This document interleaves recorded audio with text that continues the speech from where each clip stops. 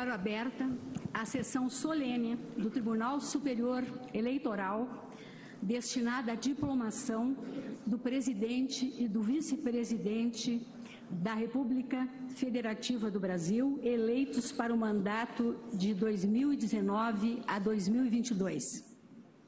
Designo Suas Excelências, os senhores ministros Luiz Roberto Barroso, vice-presidente do Tribunal Superior Eleitoral, e Tarcísio Vieira de Carvalho Neto, para conduzirem ao plenário o excelentíssimo senhor presidente eleito da República Federativa do Brasil, Jair Messias Bolsonaro, e o excelentíssimo senhor vice-presidente eleito da República Federativa do Brasil, Antônio Hamilton Martins Mourão.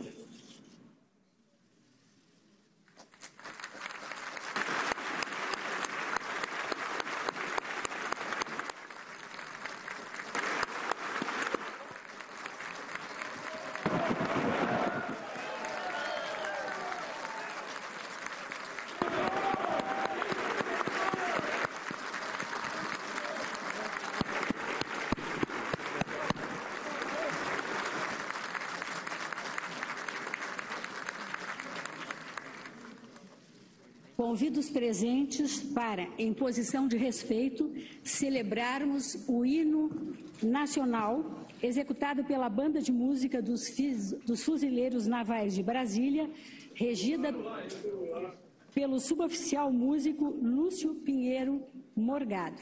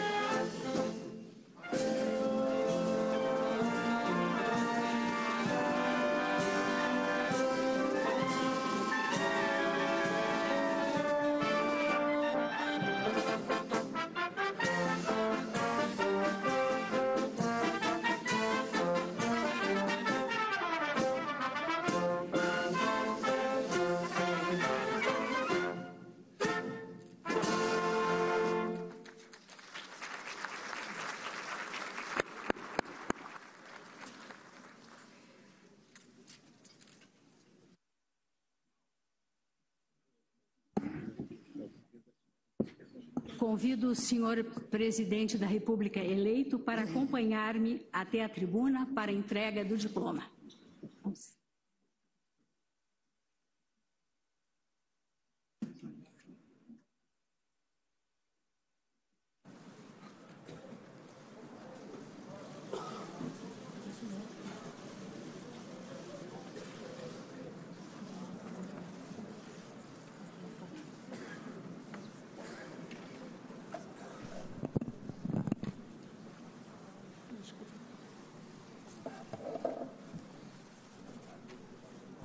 Procedo à leitura do inteiro teor do diploma para conhecimento geral.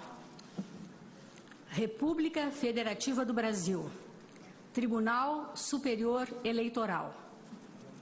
Pela vontade do povo brasileiro expressa nas urnas em 28 de outubro de 2018, Jair Messias Bolsonaro, candidato pela coligação Brasil acima de tudo, Deus acima de todos, PSL-PRTB, foi eleito presidente da República Federativa do Brasil.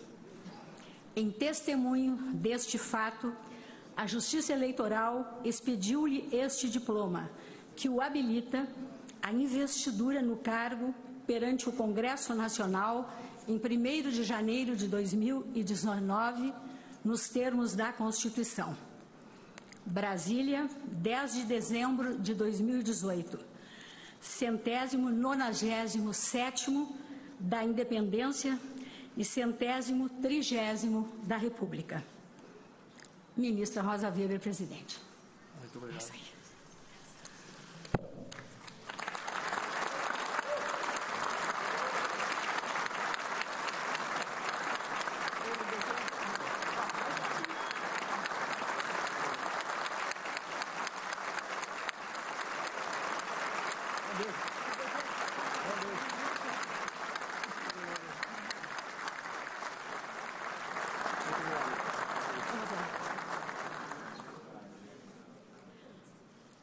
Presidente, volta a cadeira. De idêntica forma, convido o excelentíssimo senhor vice-presidente eleito Antônio Hamilton Martins Mourão a dirigir-se a essa tribuna para a entrega do diploma.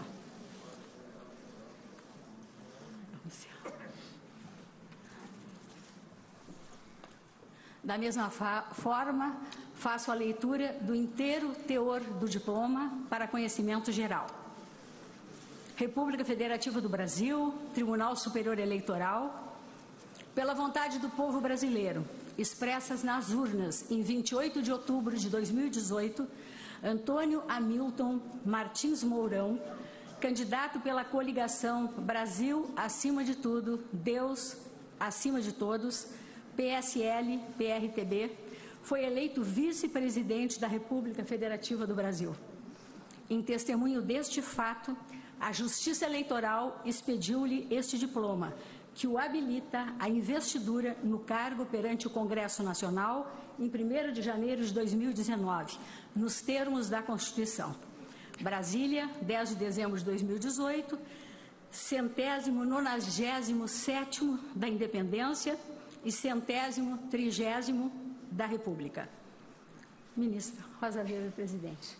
Cumprimentos.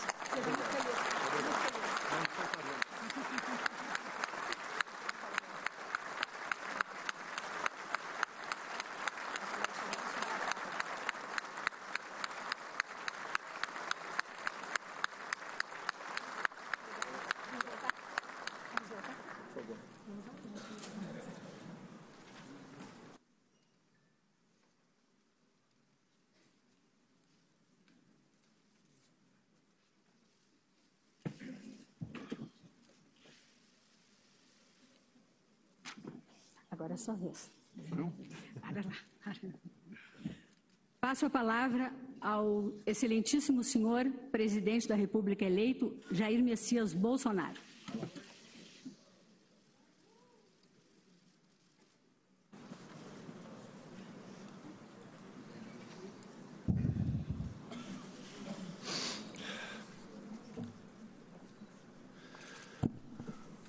Senhora ministra Rosa Weber, presidente do Tribunal Superior Eleitoral, por intermédio de quem cumprimento os ministros do Tribunal Superior Eleitoral. Senador Fernando Collor de Mello, ex-presidente da República, General Milton Mourão, vice-presidente da República, eleito, e senhora Paula Mourão.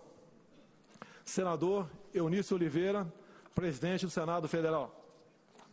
Deputado Rodrigo Maia, meu companheiro, presidente da Câmara dos Deputados. Senhor ministro Luiz Fux, vice-presidente do Supremo Tribunal Federal, por intermédio de quem cumprimento os ministros do Supremo Tribunal Federal aqui presentes. Senhoras e senhores, ministros de Estado, comandantes de força, almirante de esquadra, Leal Ferreira, comandante da Marinha. General de Exército Vilas Boas, comandante do Exército.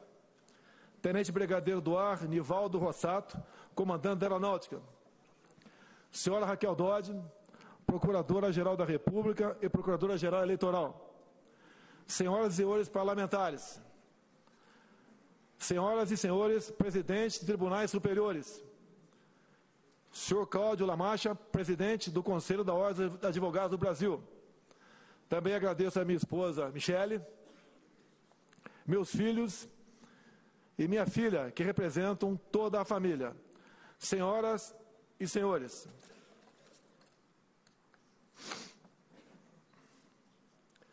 em primeiro lugar, eu quero agradecer a Deus por estar vivo e também agradecer a Deus por essa missão à frente do Executivo. Tenho certeza que ao lado dele venceremos os obstáculos. Parabenizo aqui a família da Justiça Eleitoral pelo extraordinário trabalho realizado nas eleições de outubro do corrente ano. A cada um de vocês, integrantes do TSE, dos Tribunais Regionais Eleitorais, das Forças Armadas e do Serviço Exterior Brasileiro, mesários, voluntários e tantos outros cidadãos que participaram das eleições, expresso meu muito obrigado e o meu reconhecimento por essa demonstração de civismo e amor ao Brasil. Hoje, eu e meu contemporâneo, general Hamilton Mourão, recebemos os diplomas que nos habilitam à investidura nos cargos de presidente e vice-presidente da República. Trata-se do reconhecimento de que o povo escolheu seus representantes em eleições livres e justas, como determina a nossa Constituição. Não poderia estar mais honrado com a confiança demonstrada pelo povo brasileiro. Essa vitória não é só minha.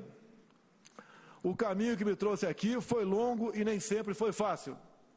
Durante a minha vida pública, como militar, vereador e deputado federal, sempre me pautei pela defesa dos valores da família, pelos interesses do Brasil e pela soberania nacional.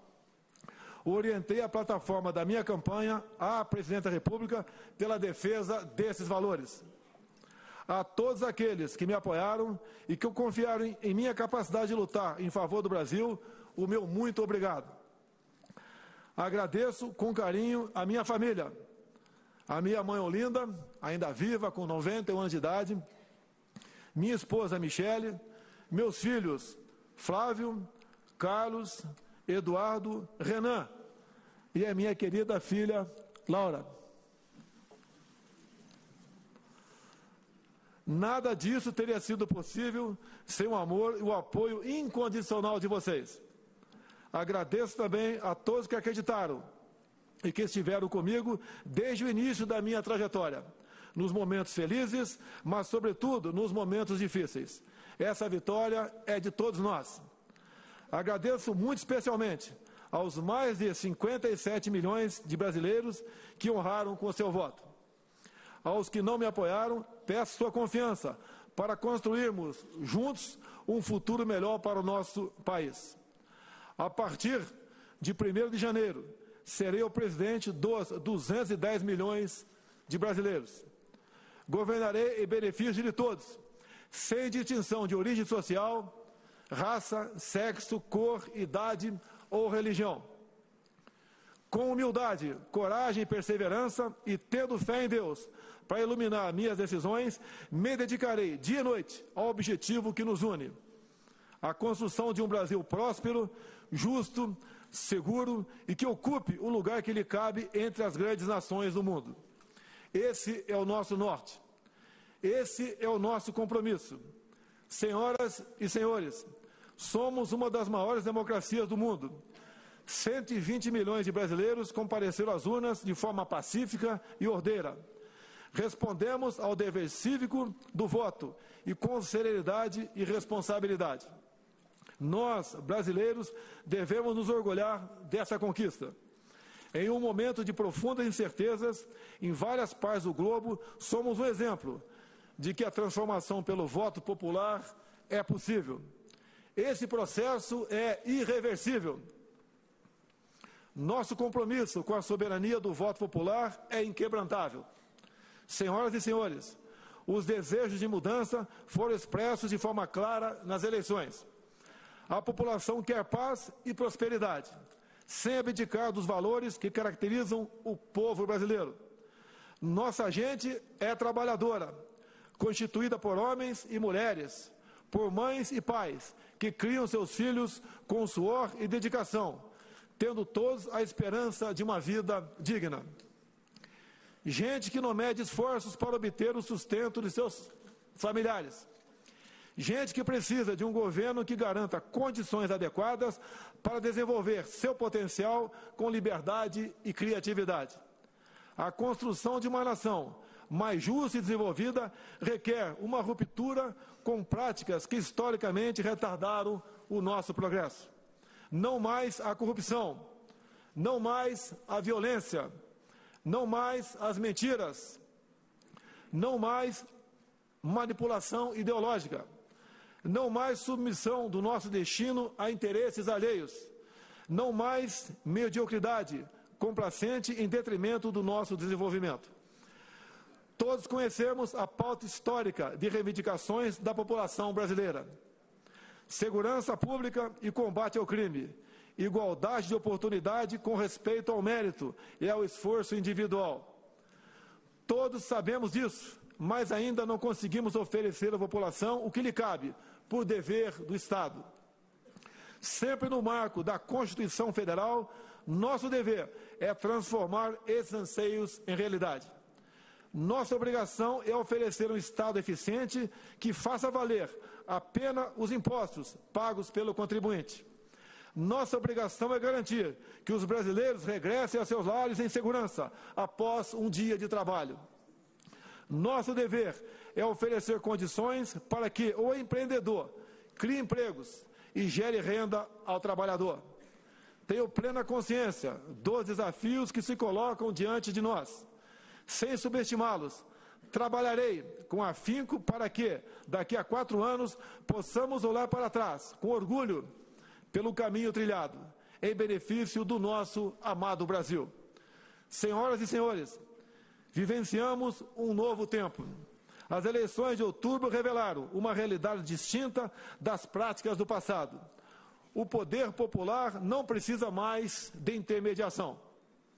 As novas tecnologias permitiram uma relação direta entre o eleitor e seus representantes. Nesse novo ambiente, a crença na liberdade é a melhor garantia de respeito aos altos ideais que balizam nossa Constituição. Diferenças são inerentes a uma sociedade múltipla e complexa como a nossa. Mas jamais devemos nos afastar dos ideais que nos unem: o amor à pátria e o compromisso com a construção de um presente de paz e de futuro mais próximo. Senhora ministra Rosa Weber, senhores ministros do TSE, senhoras e senhores, que esse trabalho coletivo que garantiu a legitimidade do processo eleitoral seja um exemplo da união em prol do Brasil. Com o apoio e o engajamento de todos, vamos resgatar o orgulho de ser brasileiro. Vamos resgatar o orgulho pelas cores da nossa bandeira e pela força do nosso hino. Porque temos a certeza de que esse país tem como destino a prosperidade e a paz. O Brasil deve estar acima de tudo. Que Deus abençoe nosso país e a todos nós brasileiros. Meu muito obrigado a todos.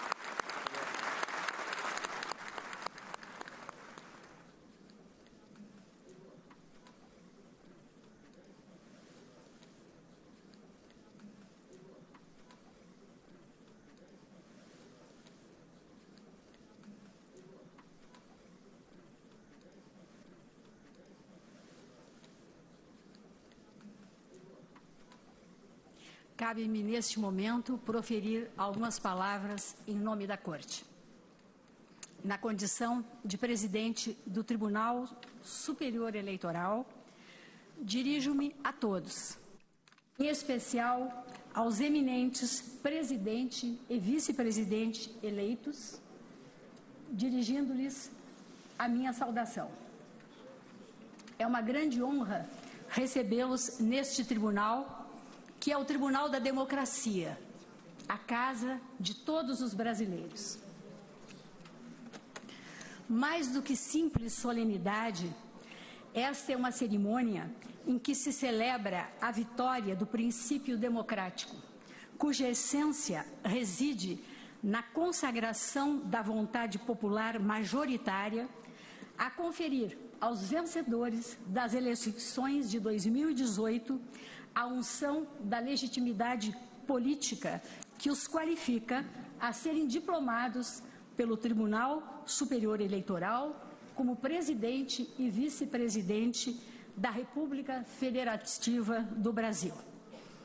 Este, portanto, é um momento de particular significação histórica, pois a diplomação dos candidatos vencedores em eleições livres traduz um gesto de reverência ao soberano pronunciamento do povo e atesta a superioridade da ordem constitucional, cuja primazia incumbe à Justiça Eleitoral sempre fazer prevalecer no desempenho da sua missão.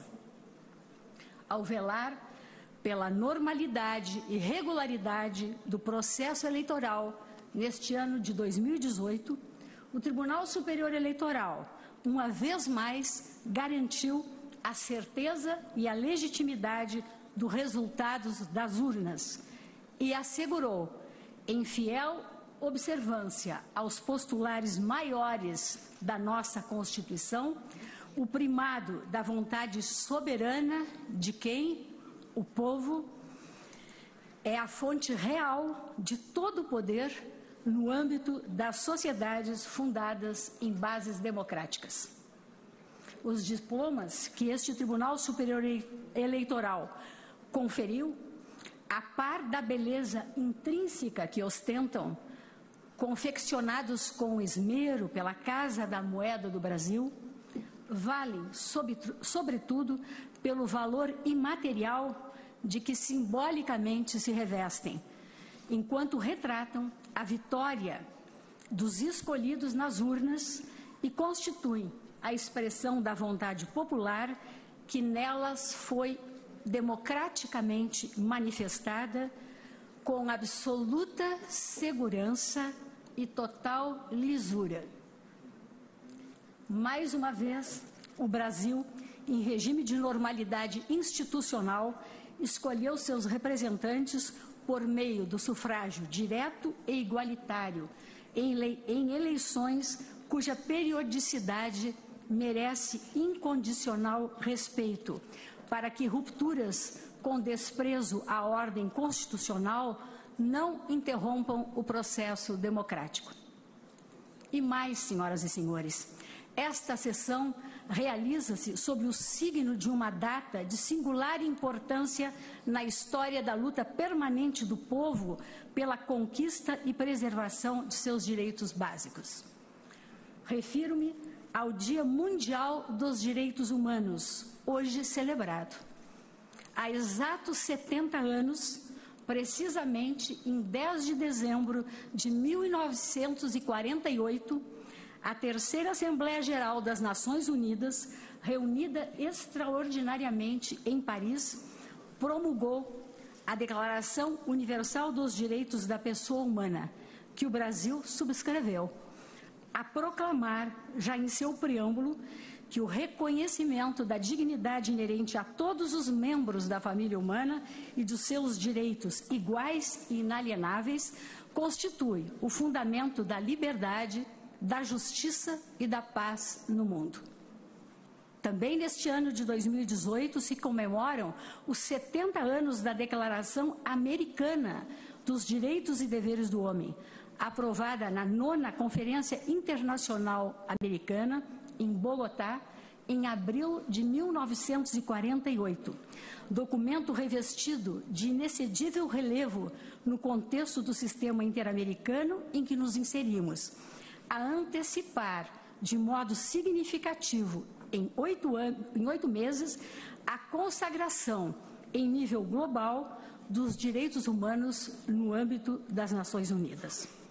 Nele proclamou-se que todos os seres humanos nascem livres e iguais em dignidade e direitos, sem distinção de raça, língua, crença, origem nacional, orientação sexual, identidade de gênero ou qualquer outra condição.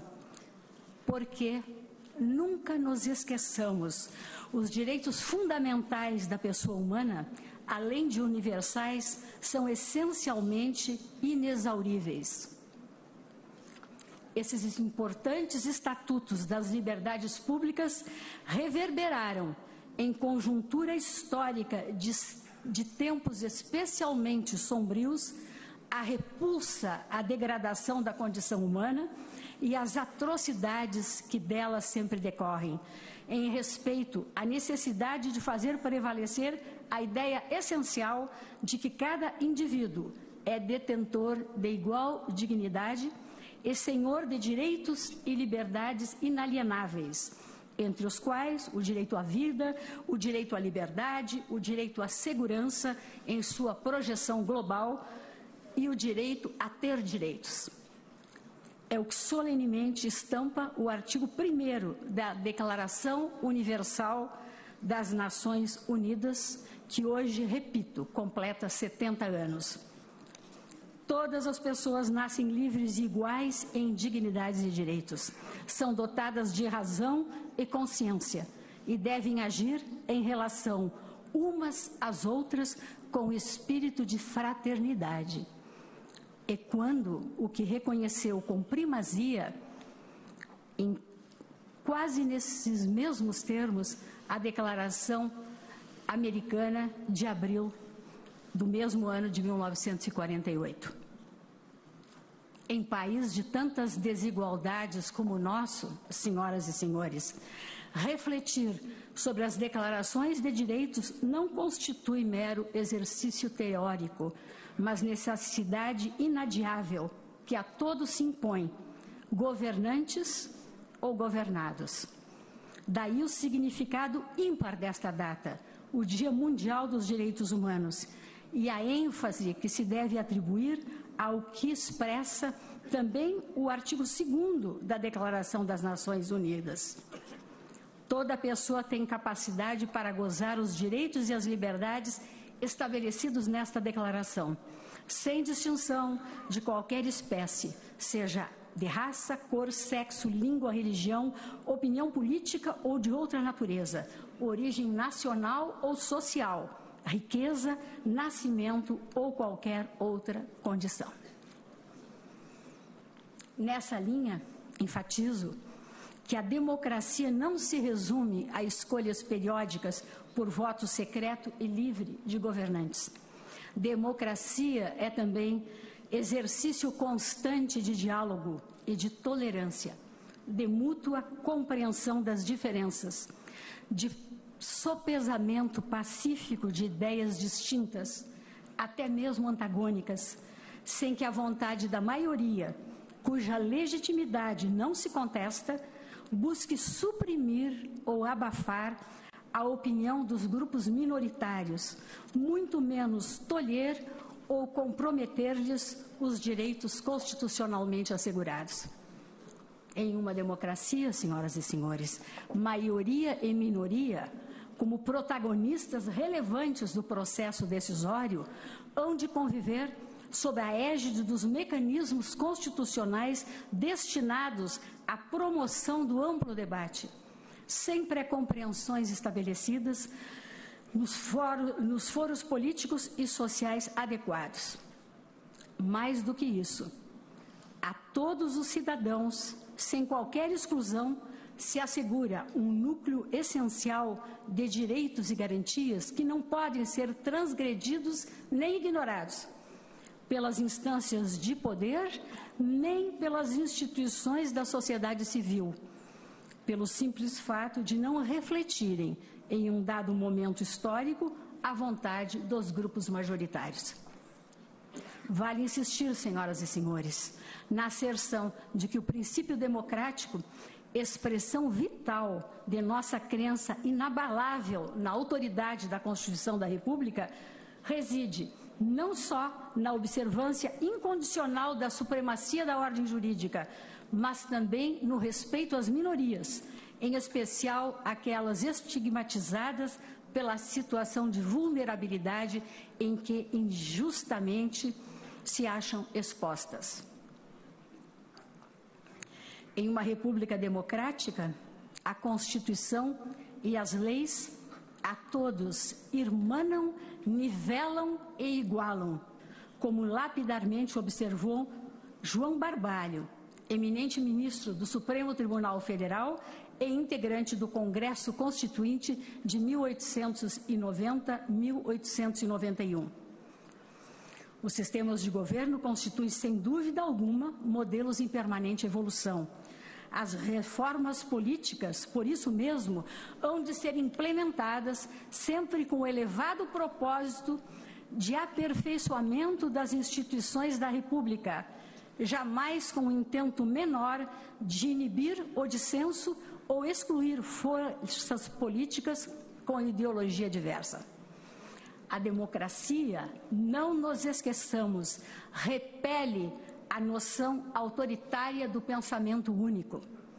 É da essência mesma do regime democrático a convivência dos opostos, pois desta pluralidade resulta a realização de um dos princípios estruturantes do Estado Democrático de Direito, como expressamente proclama a nossa Constituição.